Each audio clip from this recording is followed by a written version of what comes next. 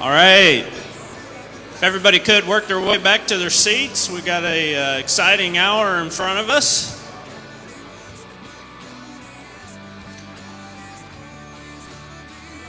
If you're really good, we might release early for good behavior. We'll see. So, yeah. And I really want to thank Corey for being here today. Corey actually was a kind of a pinch hitter here. We had to call a little bit of audible. Those of you that were here last year, James and Radonna Kennard were here representing the AIM program. Their path and career with the AIM program kind of took a little tangent or detour, or however you want to call it, and Corey was able to respond and step in, and we continued to talk about how we're going to continue our partnership with AIM in light of the changes with James and Radonna, and I was really excited to hear his passion is equal to James's as far as the work here on the West Coast and continuing to come out here and spreading the news of what can be done through the kingdom through the training of young men and women. So we're going to hear a little bit more detail from AIM here towards the end of our class period.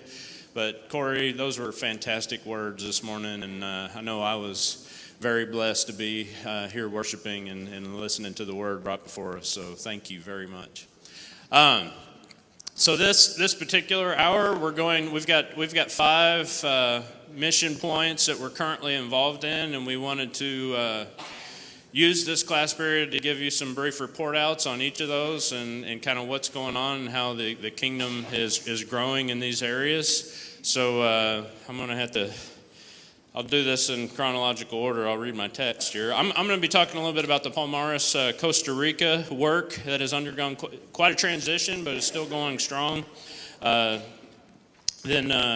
John Patterson will be presenting on the Ukraine missions. Ian on the work in Ethiopia with the Change for Children. And then Marshall with the work in Mohi with Chris and Crystal. And we might throw in, we got a special guest here this morning, Bruce Black, who is about to embark with your wife on a trip there to visit them. So we got some firsthand insight there as well.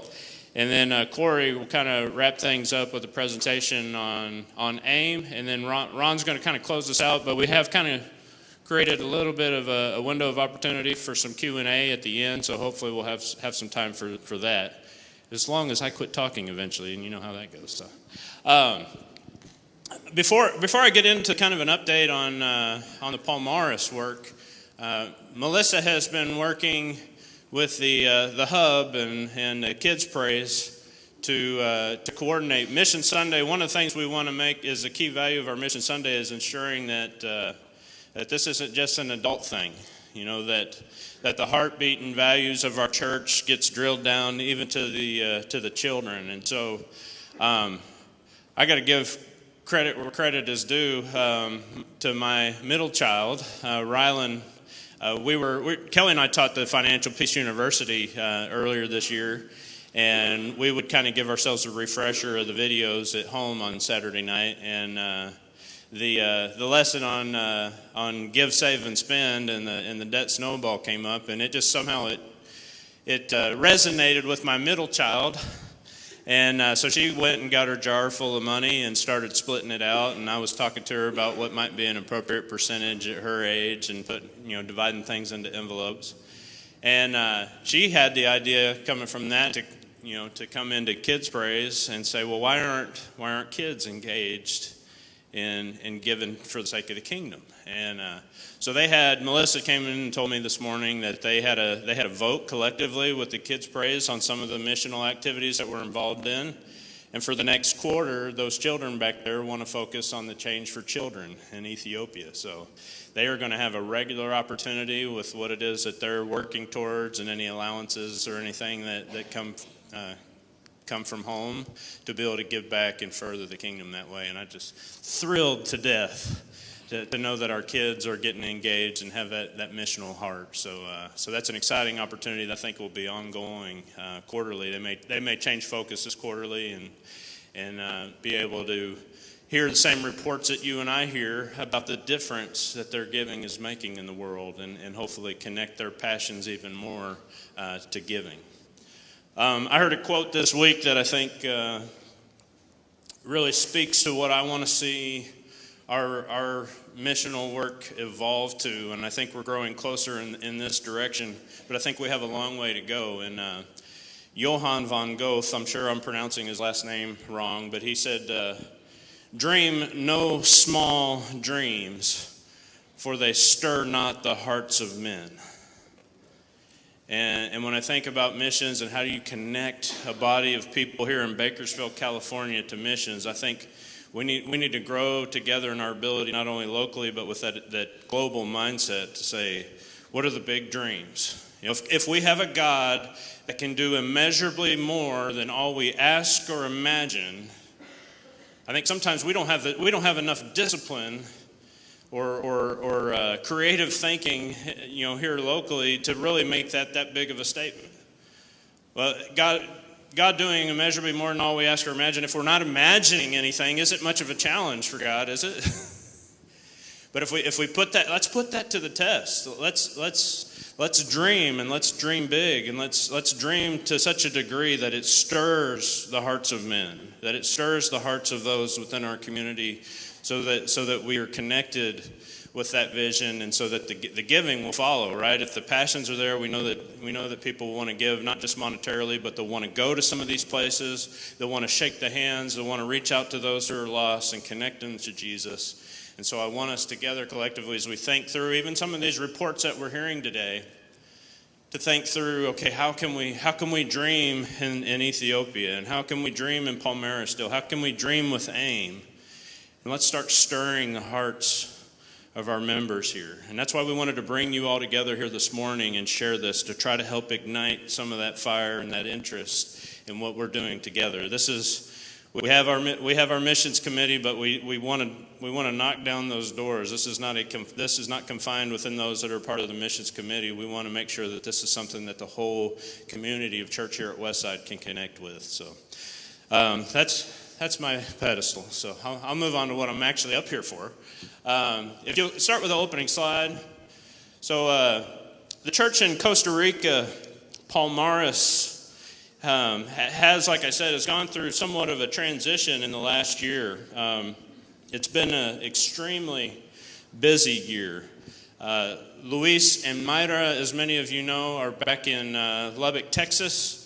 Luis is working with the Westside Church of Christ. He's particularly partnered up with a solar Bible / curriculum device that they have that is being sent out across the globe. And it contains, everything's translated to their language, and they're able to have this solar device that has all sorts of tutorials and sunset curriculum to try to help grow the kingdom that way. In Luis and Mayra's absence, Leone and Yis Arguedas have taken up the reign, and he's a local guy to Costa Rica. And he had quite a bit of overlap with Luis to train and kind of pass the baton. Ron and myself went down to Palmares a year ago to try to help make that transition a little bit smoother. And a lot of it had to do with just the fine details of getting a bank account set up, making sure that there was some accountability. We knew that we would have to continue to give to sustain the church. Church is about 40 to 45 members down there. We are having to support approximately 2/3 to 3/4 of their needs. Their working budget to support Leone and his family and to pay the utilities is only about $1,200 a month, and we're supporting about $850. But the church itself has been able to come up with about $325 a month in giving to pay for the utilities in the place where they're meeting. So we're kind of absorbing some of the working expenses, the gas that Leone needs to visit folks, and then Leone's living expenses. So when we stepped back and looked at the transition, we were supporting Luis full time. There was no way in good conscience that we could back out and leave that congregation high and dry when $800 a month would sustain their existence. So we worked through that. We did put some challenges out there to them, one of the big challenges is, hey, in the future, we're looking for autonomy, right? We want you to continue to grow and to become more and more independent financially. And hopefully there will be a day when we're not having to contribute monetarily.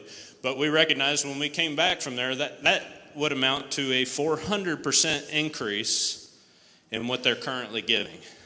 So we know this isn't going to happen overnight unless they run into quite the benefactor down there in that society. If you went by the numbers, that 45-member church would need to be 160 before they would be self-sufficient. And even then, some other expenses would come up, and that may not be enough. But this gets me to kind of what I think has been really the exciting aspect of the work in Palmaris in this past year, and that's been to see how Leone has taken charge of that congregation, how he's communicated with us. Because of the language barrier and Leone not speaking English, I took over, the reason I'm presenting on this, I took over the liaison role with Palmaris. Although I freely admit Google Translate has been a big friend of mine in this process. I can speak the language, but I'm like, why do the effort? I've proofread the Google translation. I'm like, it's pretty close. I'm going with it. And it makes correspondence a little bit easier, but hopefully you've been able to see some of the updates that have come across that Brian Fatasic has put on our website. There have been very regular updates from Leone on the work of the church, and that's been very encouraging.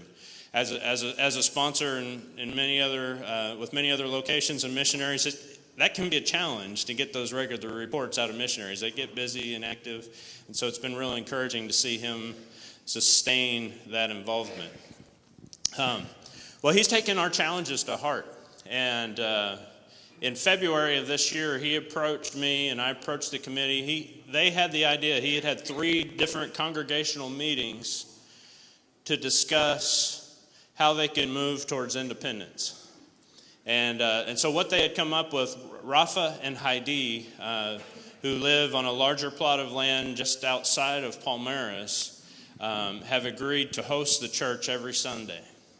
And they realized if they were going to step towards independence, that they would need to get rid of the overhead expenses that they had by renting an area locally in Palmaris, and start to use that $300 that they were putting towards those to save up for a prefabricated building, which is going to cost about $6,000.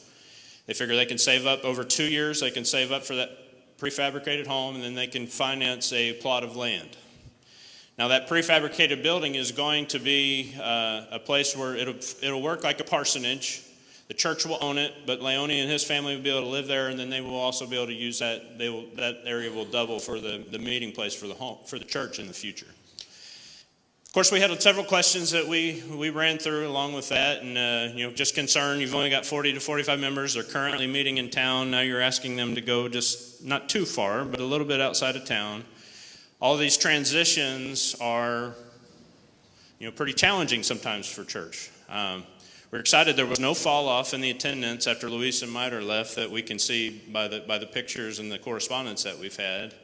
But here was another transition, and we had the concern, okay, are you going to be able to continue to save the $300 in the midst of all these transitions? And he said, no. He said, Doug, we've met 3 times, and collectively we have 100% commitment, involvement from the church here that this is what we need to do to take care of our own future and to grow the church. And as you'll see in some of the pictures that I'll go through quickly here in a moment, for about the last 6 weeks they've been meeting at Rafa and Heidi's. They've poured a little pad and got a little metal awning. It rains a lot in Costa Rica, so you do want some protection from the rain while you're worshiping there. And they've had 5 baptisms inside of the last month after all this transition took place. So what was kind of one of our fears has been alleviated, and we've been learning as sponsors, hey, we need to trust God a little bit more. And the word is going out, and it's actually having, I think the beautiful thing is you see here that sometimes we think we're the savior of these people and not Jesus, right? That it's about what our involvement has to sustain all this. And one of the things that I've learned here just in the last couple of months is a lot of the big success is being able to just let those challenges rest with those people and let them respond to it. And to be honest, I told Ron yesterday, I've got more excitement about wanting to go down there and do things now than I've had, in the last 5 years, because they're taking that initiative. Of course, I'm kind of a little bit restrained because I don't want to go down there and interrupt the momentum, right? But I think we're going to have opportunities to support them in the right way as they reach some of these milestones, and maybe in the future, if they've saved up $3,000, we might help.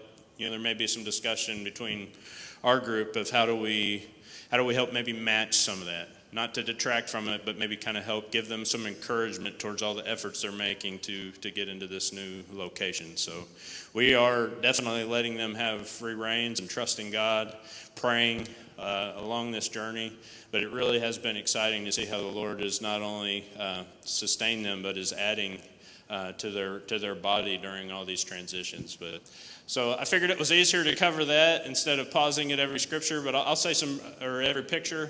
I'll say a few things just briefly as we go through some of these pictures, and then I'll hand it off to whoever I said was next. I don't have it memorized. All right, I've got the clicker. Yeah. I forgot you gave me control, Tim. I'm not used to having control. So here's a look. This is still downtown. Right in the city of Palmares. This is in January. They still have their evangelistic activity where they bring in some local, from El Salvador. They have some missionaries that come over. This was good. This has been a yearly event that the church looks forward to. It's something that we did provide a little bit of additional funding over and above our monthly giving, because we felt it was incredibly important that they still be able to have some of these bigger outreach activities if they're going to continue to grow the church.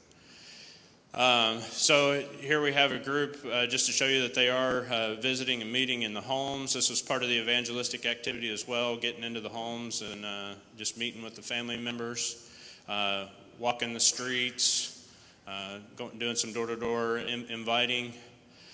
This is a look at the beginning of the structure at Rafa and Heidi's house that they put together this spring, and this is the final, the final structure in one of their worship services. So you can see, they've filled up their seats there, and there's plenty of room for growth as well. But just by looking at the pictures alone, it looks like the entire congregation has been able to successfully move out to Rafa and Heidi's and continue their worship. And then I think I have four of the 5 baptisms here that have happened. That's Leone in the red shirt. And he's just been incredibly gracious in his words and his correspondence with us. And so again, all of this has been in the last 5 weeks or so. So we're just extremely proud and excited about the direction of this. Because to be honest with you, a year ago we weren't sure where this was all headed, and we're as optimistic now as probably we ever have been with the work in Costa Rica. So I'm excited to be able to share that with you. So, all right, I'm in the relay race, and I'm handing the baton to John. So, are we gonna start with the video and then? Okay. All right, you're in control again, Tim.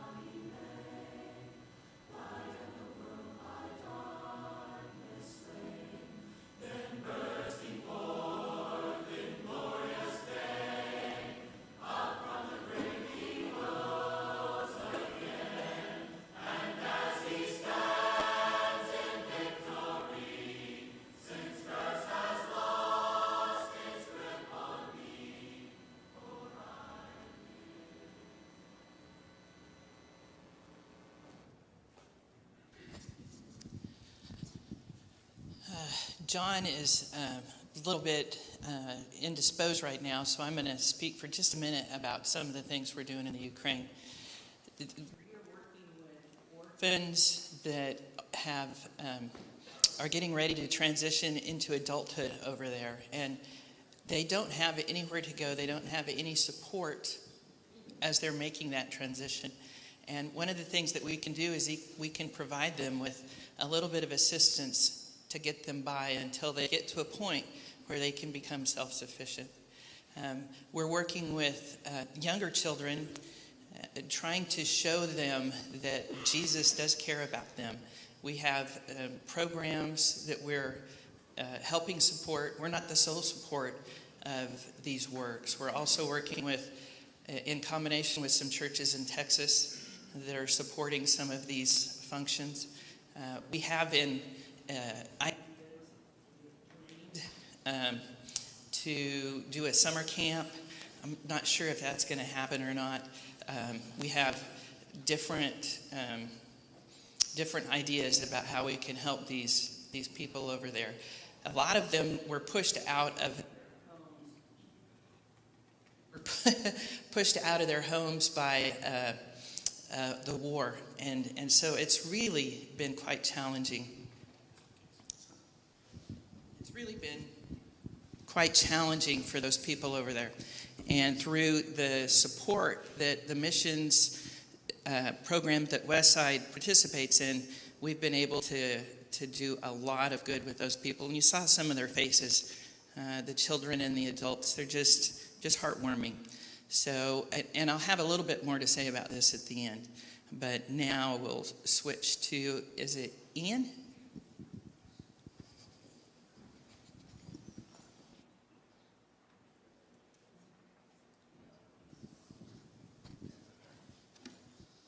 Okay. Hi. I'm going to talk a little bit about just the Church of Christ missionary efforts in Ethiopia. My wife, Katie, and Katie is in here this morning. She's working. She's a nurse, so she doesn't get to pick her schedule. Sometimes she has to work on Sundays. But I'm going to talk a little bit about the missionary efforts in Ethiopia and what Katie and I got to see while we were there this past fall, and just kind of share that with you guys. I'll just go ahead and get started. So the Church of Christ missionary efforts in Ethiopia are pretty vast. It's not just one church. It is one church, but it's not just one congregation. It's not just one school for deaf children or one kindergarten. There's what started as one congregation that met in Addis Ababa, which is the capital of Ethiopia, has actually turned into anywhere. It's hard to track because there's a lot of remote churches, but anywhere between 800 and 1,200 churches in Ethiopia. So no small feat. They started in the early 60s in a single congregation in Addis, and now it's grown, and it's mainly because of all these different missionary efforts. So the first one is the kindergartens. So there's kindergartens for children there. Part of getting into the public school system in Ethiopia, it's different than ours. They actually have to kind of be ready for the public school system. And so typically what they do is go to 3 years of what they call kindergarten. We would call it like preschool and then kindergarten and first grade. And so what we actually offer is just 2 years of a kindergarten. And so there's level 1 and level 2. And in the level 1, they kind of learn a little bit of English. And by level 2, they actually can say their alphabet. They can count in English. And a large part of them doing well and succeeding in the other levels of school is understanding a little bit of English. And so that's a really important thing to the children in Ethiopia, is that being able to understand a little bit of English. And it goes really far for them. There's also a school for deaf children. And so in Ethiopia, there actually isn't a sign language. There's no, there's a number of languages spoken in Ethiopia. I think it's somewhere around 200. And Amharic is around 40% of the people in Ethiopia speak Amharic. And so there's a version of sign language that the Ethiopians and Americans have come up with that uses a lot of American Sign Language. But it helps them communicate with their parents.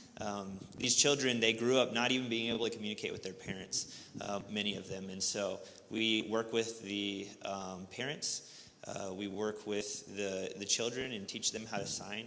And it gives them a voice, which is really a powerful thing to have if you're a child. One of the really important, maybe the most important thing that we're doing in Ethiopia is the preacher training school. So I mentioned that they've gone from one congregation to 800 to 1,200 congregations, and that's because of the preacher training school and because of the what these young men are being equipped with to go out and spread the gospel. I liked what Corey was saying about just loving one another, and a lot of what they teach there is how to love people to Jesus, how to effectively spread the gospel to these other really remote places that don't even know the name of Jesus. And so that's another part of the missionary efforts. And then finally, drilling water wells. I think you guys are all familiar with the water wells that are being drilled there.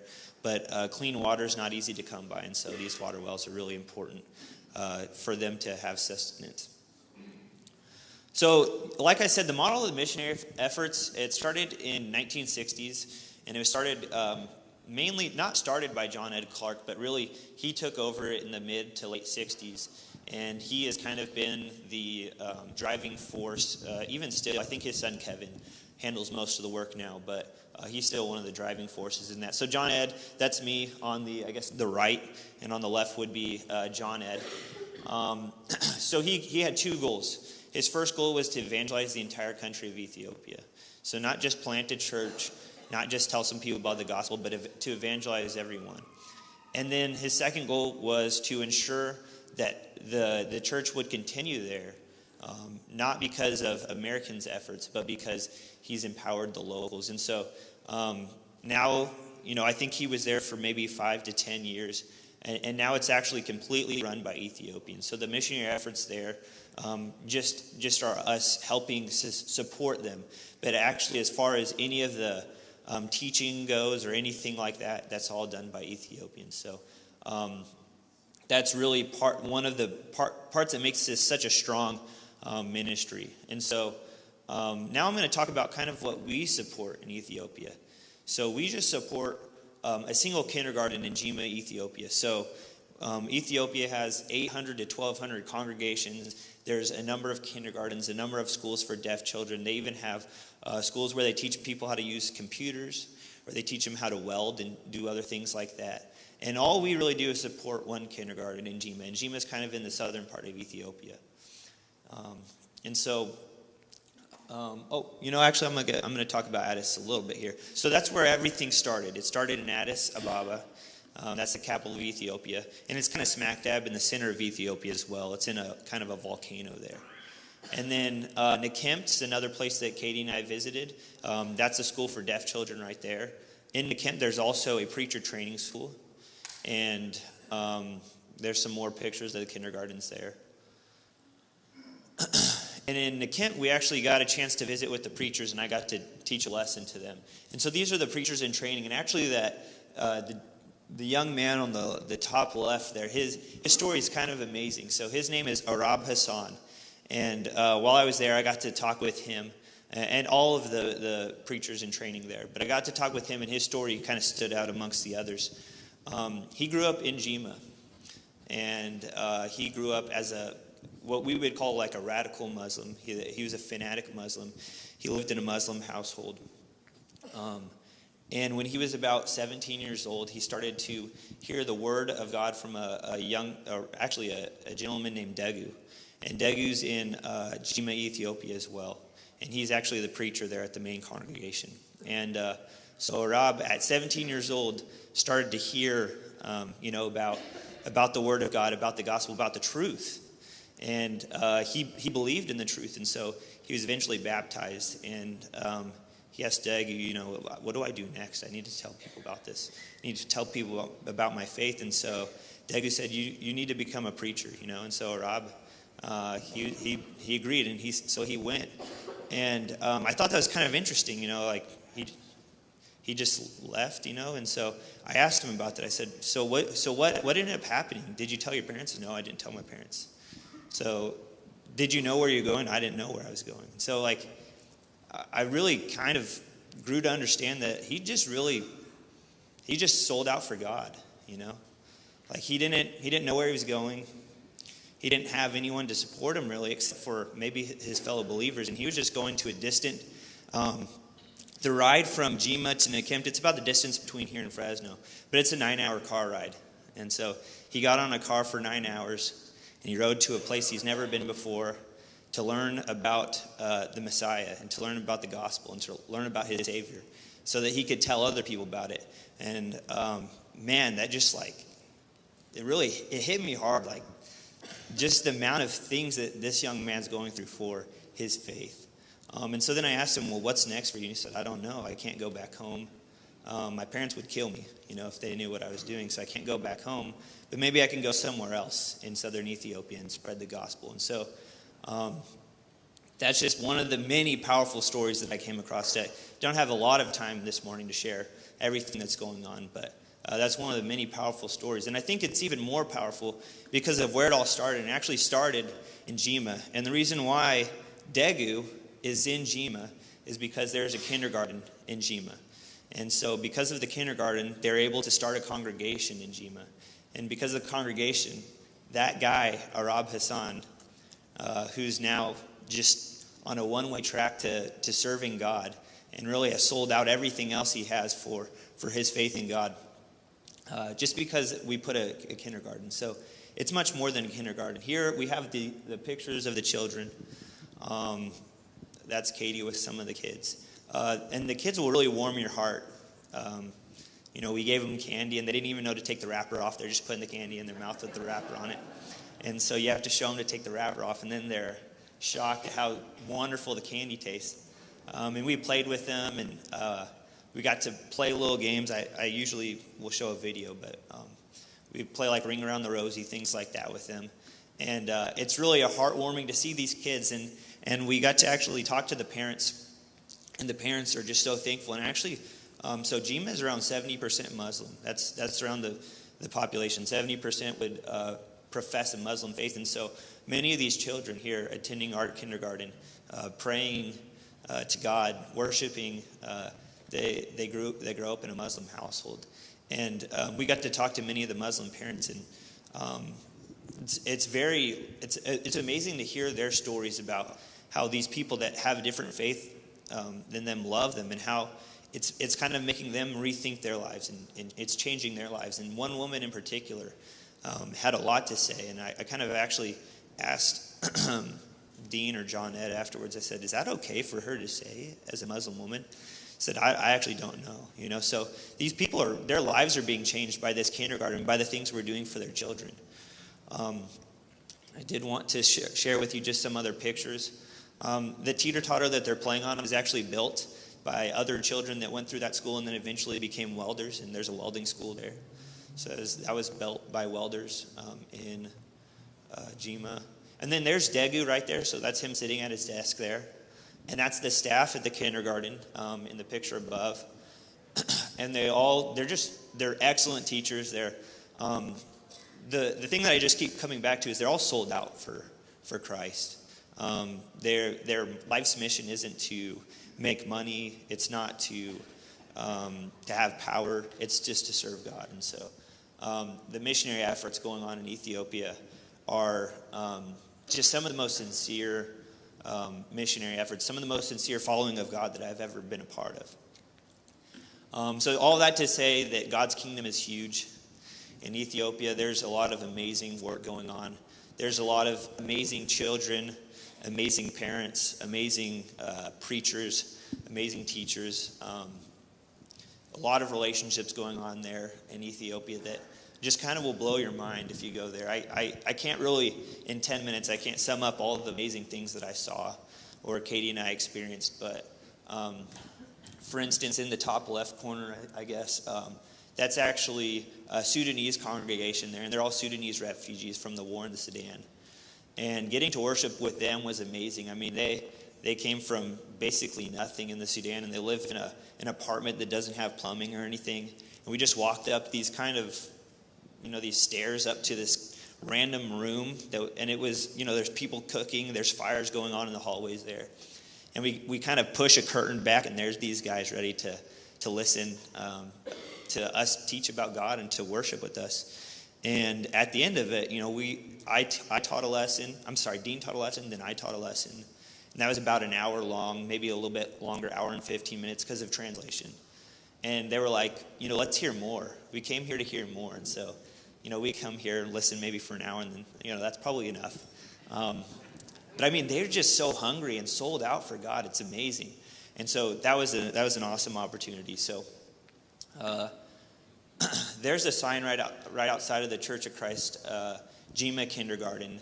And so my goal, mine and Katie's goal, I guess, because we're equal partners in this, but is to continue to support the kindergarten in Jima.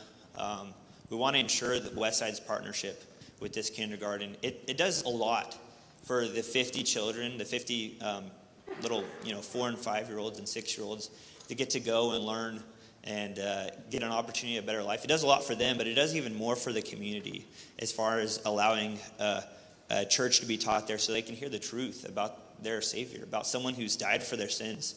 It gives them hope against otherwise kind of oppressive government, things like that. We're not sure if we're going to be able to visit this year because there's been a lot of civil unrest. And there's supposed to be a preachers conference going on in the fall, and that's since been canceled because of the civil unrest. But hopefully we're praying that we're going to be able to visit this fall and to meet our friends and brothers and sisters there again. So that's really all that's going on. I mean, that's not all that's going on, but that's all that I have time to tell you about what's going on in Ethiopia. And, there's newsletters and stuff, and obviously we do the Change for Children cans. So if you ever have any questions about that, feel free to talk to myself. Or if I don't seem approachable, you can talk to Katie, my wife. She's much more approachable than I am. So thanks for letting me share with you guys. And Marshall's next. So. Okay. Hey guys, it's Crystal, Chris, and Elijah here. We are missionaries with a Christian organization called Missions of Hope International, also known as MOHI, in Nairobi, Kenya. We just want to share an update on our life and ministry that's happened in the last few months. In December, the Outreach Hope Church held a ceremony to install new and additional pastors, elders, deacons, and other church leadership. It was quite the celebration. I was happy to support my friend and co-worker Peter as he was appointed as an elder. Overall, it was encouraging to see the church's efforts to grow and multiply. As part of my job, I have the joy of sharing how God is transforming lives and restoring hope through MOHI in some of the most overlooked and underserved communities in Kenya. Hey, so we're at Korogocho B. It's one of the centers that MOHI serves. Today we're out taking some photos for some success stories, some transformational stories, sharing some of the good work that God is doing through Missions of Hope. You can see Peter behind me is taking some photos of one of our students. So it's a good day, and this is just a little glimpse of some of the things that we do. See you later. These communication efforts enable MOHI to grow, share the gospel, and reach more and more people for Christ. Our team recently documented and shared the story of Shanice, a 10-year-old MOHI student from Mathare Valley slum. Just a few months ago, her dad was bedridden with tuberculosis. MOHI connected the father to medicine and loved him with the love of Christ. Praise God that this man is now a follower of Jesus and attends a local church. My parents, Brad and Vicki Underwood, recently came to see us. They also encouraged and spent time with their sponsored child, as well as her classmates from one of MOHI's schools in the slums. You came from heaven to us to show us the way, from the earth to the cross. My death is great. Chris and I continue to be involved with Ignite, which is MOHI's monthly youth rally. Average attendance is about 1,200 middle school kids.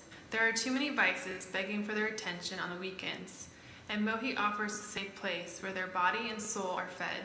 But without God, you can do nothing. You can do nothing. And that's why we are here, so that we can introduce you to that great God. At the last event, I led a small group of about 50 middle school students. We talked about what it means to be a trustworthy friend and forgiveness, challenging topics that get to the heart of why we need Jesus. The MOHI ministry faced a devastating setback in February when a fire broke out in one of the communities that we serve. Over 170 families were affected, and part of our school was destroyed. The building contained 18 classrooms, which served almost 700 students. Desks, textbooks, and other school supplies were also lost in the fire. We thank God that no one was injured, and we trust that He will lead us through this disheartening situation. A few weeks ago, I took a trip to some of MOHI's remote locations. It was a couple days of traveling around in the desert by small airplanes and land cruisers. On our trip, we visited families in their homes. In the background of this photo, you can see Mary and Wallace Kamau, founders and directors of MOHI, trying to convince a man to allow two girls to attend school. One of the girls is already married and the other is betrothed. They are about 12 years old. The cultural and religious practices adopted by some of the communities I get to be a part of causes me to reflect on Jesus' ministry. The gospel radically challenges the idea that a young girl, at the age of 12, should be a wife to a middle-aged man who is already married to others. MOHI offering education in such impoverished places means everything. It means hope for today and hope eternal.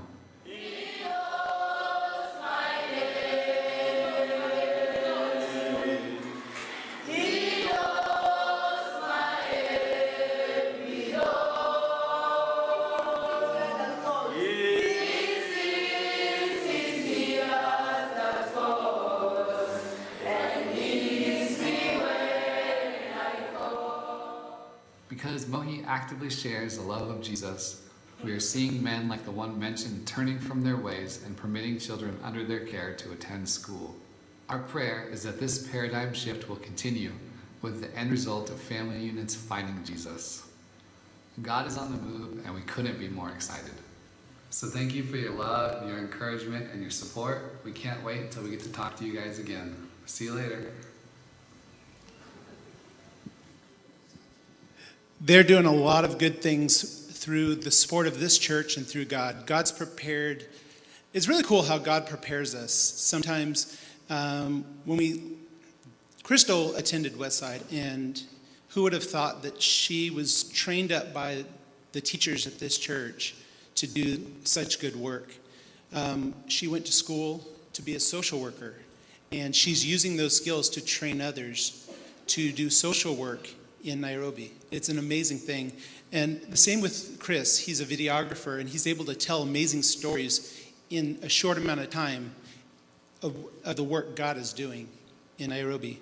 One of the things that they have asked is for us to consider additional support to support this fire, this tragedy that's happened.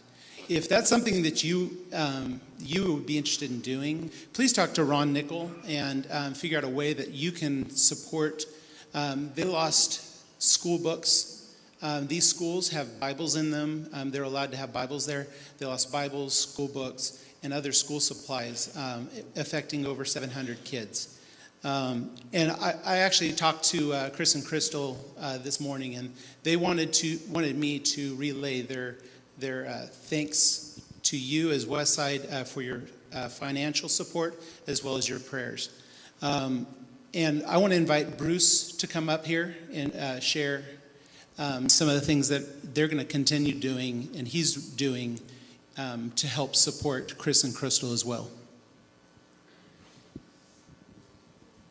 Thanks. I work for a mission foundation called The Flow, a Living Water Foundation. We started about a year ago, and one of the first people that we started supporting were Chris and Crystal, who I found out about through my parents. And because I'm so codependent, whatever they tell me to do, I do.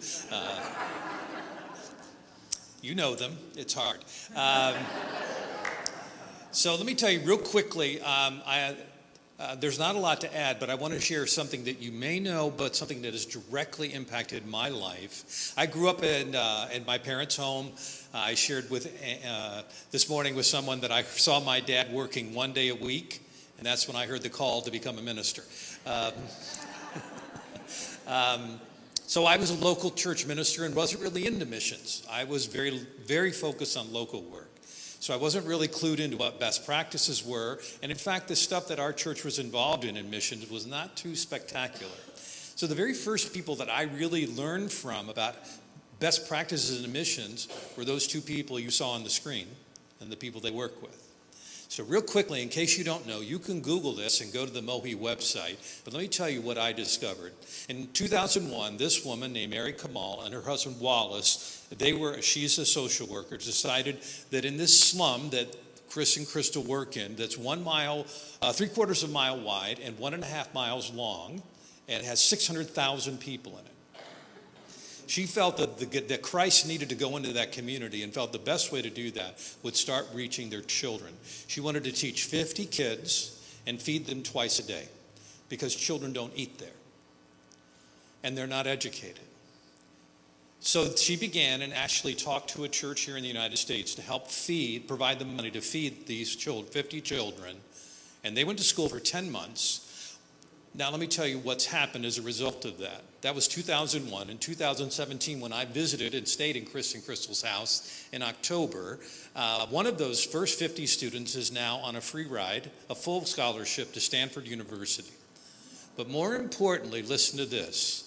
16 years later, Mary and Missions of Hope International is educating and feeding in that slum 14,500 children a day.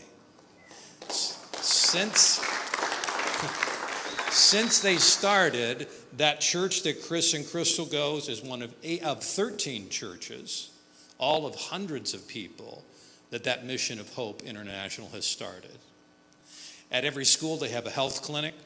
They've realized that they need to not only, they use a missionary method called CHE, C-H-E, Community Health Evangelism. They believe that by raising the level of community health, that will give them the trust and the bridge to share Jesus Christ. In the week that I was there, they took me around to a number of schools, and here's what I want to share with you. Every person that I met, which was dozens of people, said this: what this community needs is not better education. which we're providing, not better health care, which we're providing, not better vocational training, which we're providing. What this community needs is Jesus Christ. And that's what we're really providing. So I've learned enormously from these two young people, and they've helped shape the mission foundation that we're a part of. And they are an amazing group of people, and as mentioned, they are part of using their particular gifts that God prepared them for here in Southern California to be able to take to the other side of the world and support an amazing indigenous mission work started by Kenyans, run by Kenyans, in which they are doing enormous work. So it's been a life-changing experience, just like you mentioned in Ethiopia. Same thing with me. I'm done.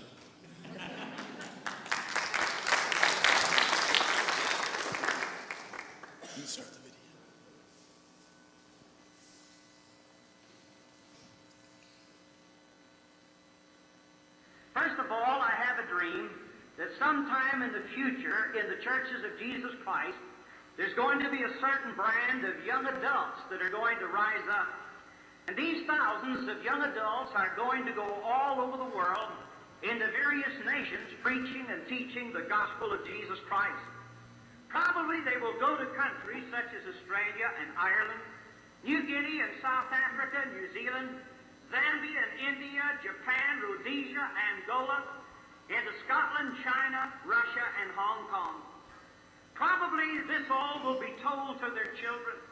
They'll sit down and share with their children how God blessed them, how they ventured, not having very much, but having a deep faith in Almighty God.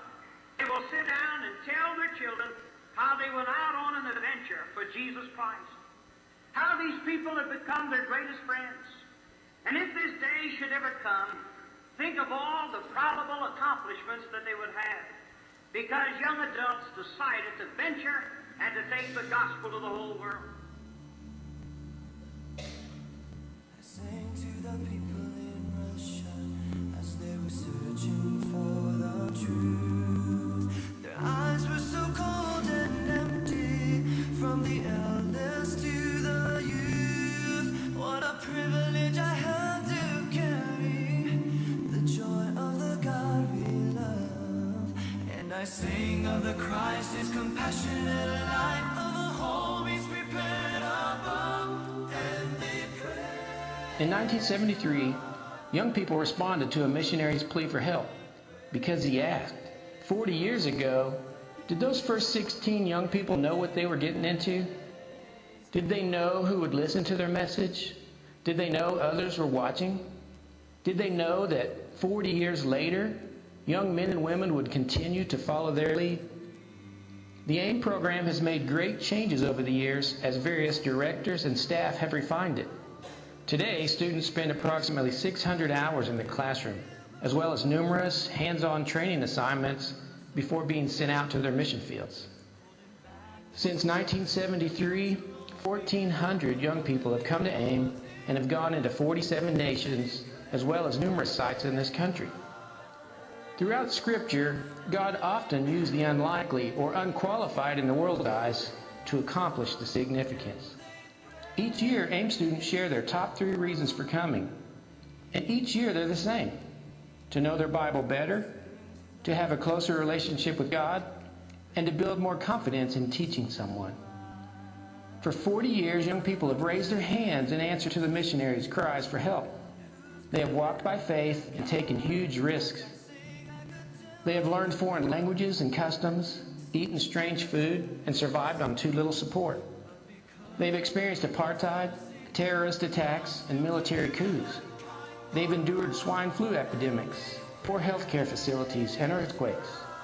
They've watched, helpless from afar, attacks on our own country. They've seen changes back home with families and home congregations. They've missed weddings, births, and funerals. They've returned home, from home, to learn the limits of those who have not seen what they've seen, and they've struggled with that. Today's missionaries are still asking for help, and young people continue to raise their hands and answer the call. Today, AIM continues to be healthy and strong. Only God knows the eternal impact that hundreds and hundreds of young AIM students have made over the past 40 years. The AIM program continues to work on ways to be more effective in our training as well as in our recruiting. It's exciting to think what God may do in days to come. I wish to God in the Church of Jesus Christ that we have the same kind of vision to look at the nations and to see the need of the nations. But not only that, to realize that God has placed within our hands young lives who have the capabilities and who have the willingness, and with direction, and with training, and with guidance, they're able to go into all the world. Probably in days to come, this is what these nations will say to us. Thank you for sending your sons and daughters with the gospel. Brethren, let's see the potential that God has put in our young people.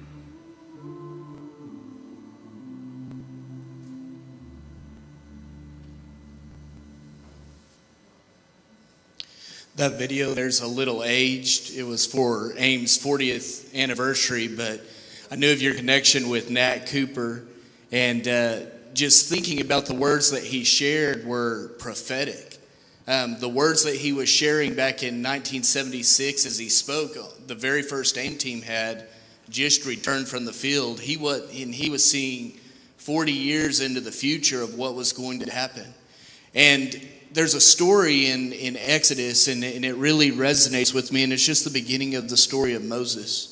And Moses, as he's there, his mother's taking care of him. She realizes she couldn't take care of him anymore. She makes the basket for him, sits him by the Nile, and then there's a passage in Exodus 2:4, and it says, his sister stood at a distance to see what would happen. And I think to myself, what would have happened if Moses' sister did nothing? You don't have the liberation of the Hebrew people. You don't have the parting of the Red Sea. You don't have what took place because of that very significant, but in many ways, for us, we probably have overlooked that verse our entire life. But you take that little piece of his sister standing there, and you don't have her saying, do you want me to go find somebody to nurse this baby for you? You don't have Moses growing up in Pharaoh's household. You don't have Moses liberating the people. And I think about back in 1973, a lot of people think AIM came to be because there was some really smart director that said, hey, we need to have a mission program that goes into all the world and sends youth out to be trained as apprentices. And the reality of what happened was there were 16 college students at the Westside Church of Christ that heard the call of a missionary needing help. They went to the elders at Sunset and they said, will you help us get ready to do this?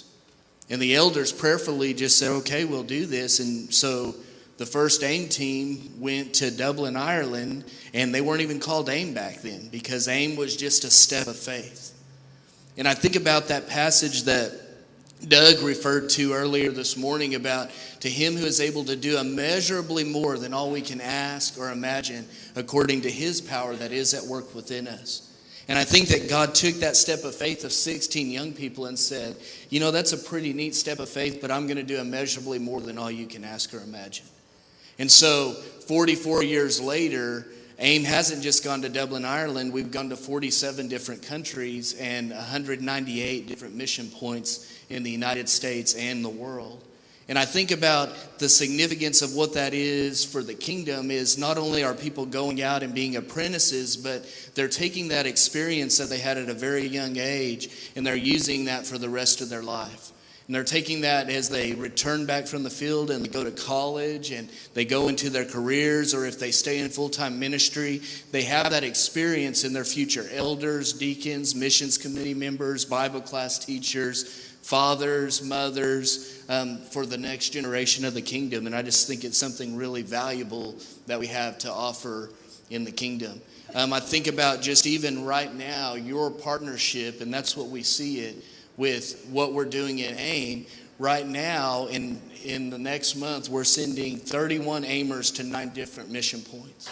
In August, we're going to have a new class coming in, and you're going to get to meet that class.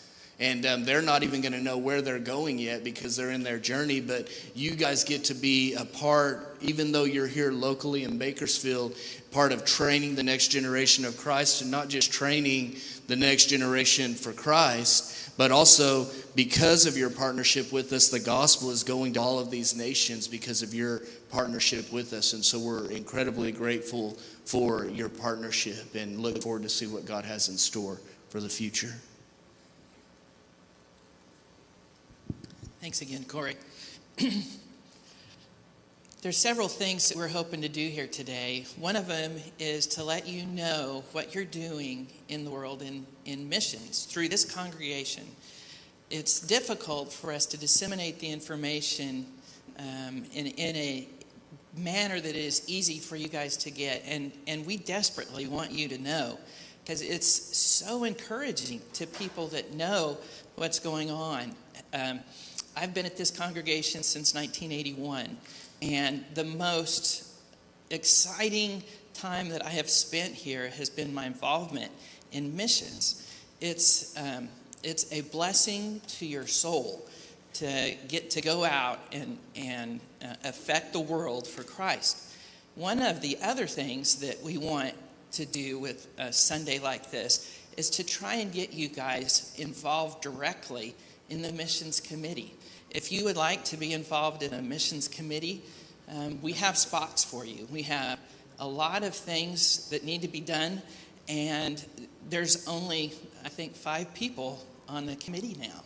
So we could use some more help and support. So let me know, let any of the guys know that spoke up here today, and we'll put you to work. Also, we want feedback from you on what you think we're doing and how you think Westside's success is in missions. If you've noticed the last 3 or 4 weeks, we've had a survey come out at the end of Jill's email for the bulletin. Click here and you can take a survey and give the missions team some feedback on things that you would like us to do, the things that you think we're doing well, the things that you think we're not doing well. We want to hear from you. I've got a few paper surveys, about 20, so if you're computer challenged, we'll help you out there too. We're trying not to do many of these because it's a lot of data entry for us, and we've got lots of things that we're doing. That's really the presentation today. I hope that you guys are blessed by it and can draw strength and courage from the different things that we're doing. And please let us know if there's some way we can help you. If you have a mission work that you want us to get involved in, we're excited for the future at Westside. Thank you.